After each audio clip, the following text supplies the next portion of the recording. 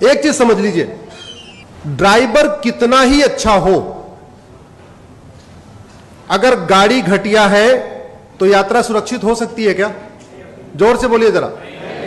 Driver अच्छा हो लेकिन गाड़ी घटिया हो, यात्रा सुरक्षित हो सकती है? मिस्त्री अच्छा हो लेकिन बिल्डिंग मटेरियल खराब हो, घर सुरक्षित हो सकता है? डॉक्टर अच्छा हो लेकिन दवा घटिया हो, शरीर स्वस्थ हो सकता है क्या? ऐसे ही शासक कितना ही अच्छा हो, कितना ही मेहनती हो, कितना ही ईमानदार हो, कितना ही राष्ट्रभक्त हो, लेकिन अगर कानून घटिया है, न्यायिक व्यवस्था जो है कमजोर पड़ गई है, तो याद रखिए न माओवाद कम होगा, न नक्सलवाद कम होगा, न अलगाववाद कम होगा, न धर्मांतरण कम होगा, न जिहाद कम होगा, न मजहबी उन्माद कम होगा, न कट्टरवाद कम होगा, न घूसखोरी कम होगी, न जमाखोरी कम होगी, न मिलावटखोरी कम होगी, न कालाबाजारी कम होगी, न नशा तस्करी कम होगी, न मानव तस्करी कम होगी, कुछ भी कम नहीं होगा। जो समस्या भारत में है वो अगर अमेरिका में नहीं है, तो क्या अमेरिका के राष्ट्रपति हमारे प्रधानमंत्री से ज्यादा काबिल है, ज्यादा मेहनती है, ज्यादा ईमानदार है? नहीं। डिफरेंस क्या है दोनों देशों में? कानून। That's it. केवल और केवल, केवल और केवल। और याद रखिए, अगर आप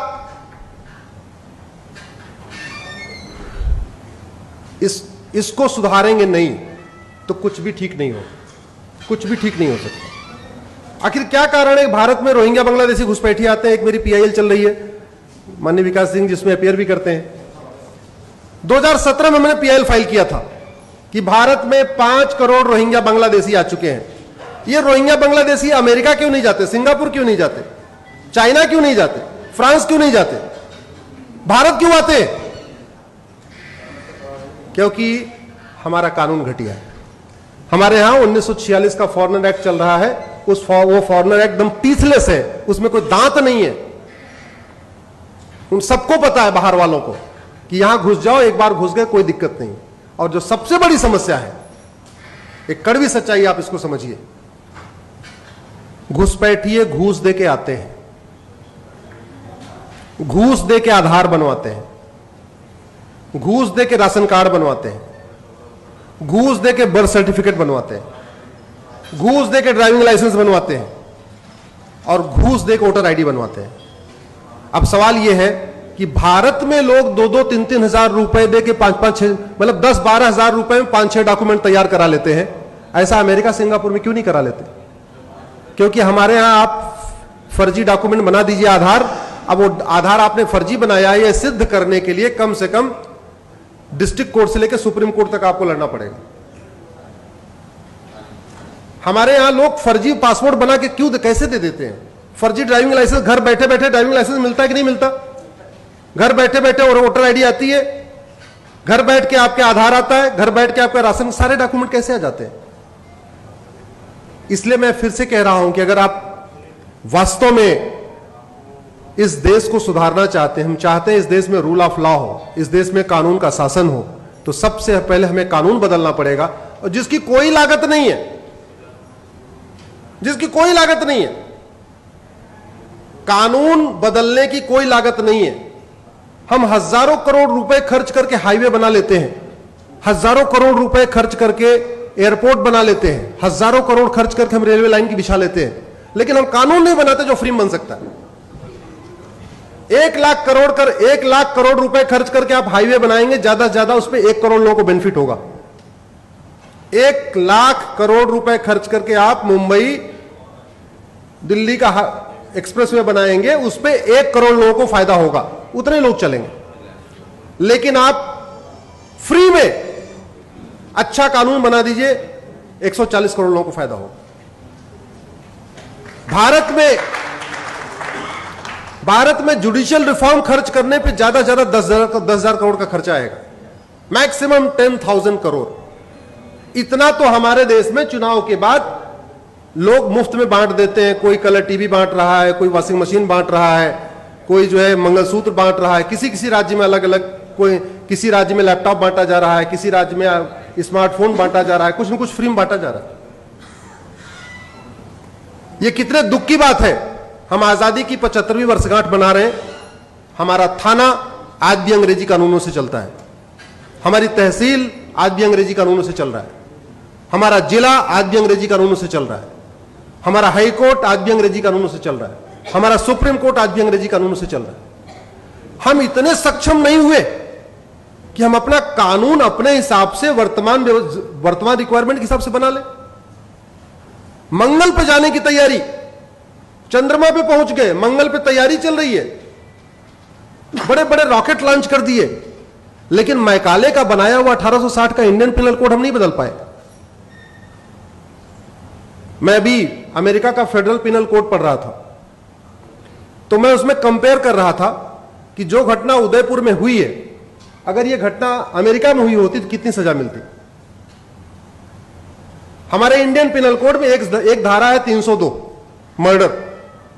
पति पत्नी को मारे तब भी 302, भाई भाई को मार दे तब भी 302, सड़क पर रोड रेज हो जाए तब भी 302, आतंकवादी मार दे तब भी 302, एक बिस्वा जमीन की लड़ाई हो जाए, मर्डर हो जाए तब भी 302, 10 बीघे जमीन की लड़ाई मर्डर हो जाए तब भी 302। हमारे पूर्वांचल में कहावत है, सब धान 22 पसेरी। जो लोग पूर्वांचल के होंगे जानते होंगे।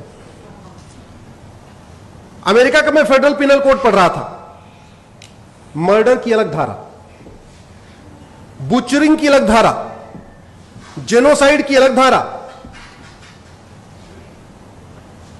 हेट क्राइम की अलग धारा, टेररिज्म की अलग धारा।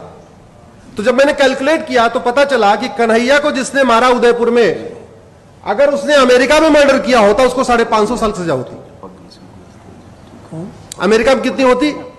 550 साल। भारत में कितनी होगी? आजीवन कारावास, फांसी नहीं होगी। फांसी हुई क्या पिछले 20 साल में? बताइए। याकूब मेनन के अलावा और अफजल गुरु के अलावा किसी को फांसी हुई? जबकि हर हफ्ते एक दो लोगों को मार दिया जाता है। नहीं हुई फांसी।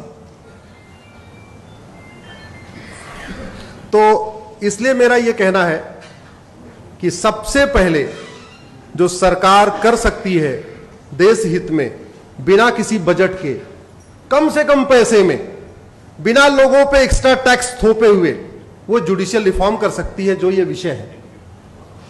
और जहां तक बात करप्शन की है, केंद्र और राज्य का टोटल बजट 70 लाख करोड़ रुपए है। कितना है भैया?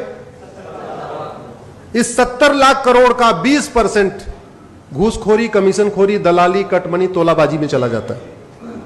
70 लाख करोड़ का बजट का 20% का मतलब हुआ 14 लाख करोड़। यह 14 लाख करोड़ बचाया जा सकता है।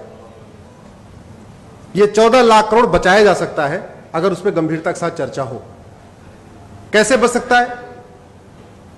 सरकार 80 करोड़ लोगों को मुफ्त में राशन दे रही है। इसका मतलब 80 करोड़ लोग पर डे 150 रुपए से कम खर्च करते हैं।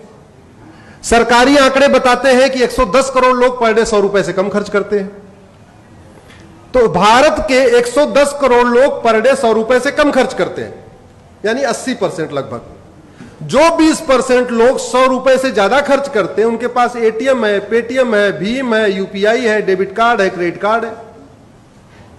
तो फिर ये 500 और 2000 की नोट किस लिए? जो 20% लोग 100 रुपए ज्यादा खर्च करते हैं, उनके पास सब है। जो खर्च नहीं करते, उनको 2000 नोट की जरूरत नहीं है। अगर हम 100 रुपए से बड़ी नोट बंद कर दें तो 25% भ्रष्टाचार तुरंत खत्म हो जाएगा, तुरंत खत्म हो जाएगा।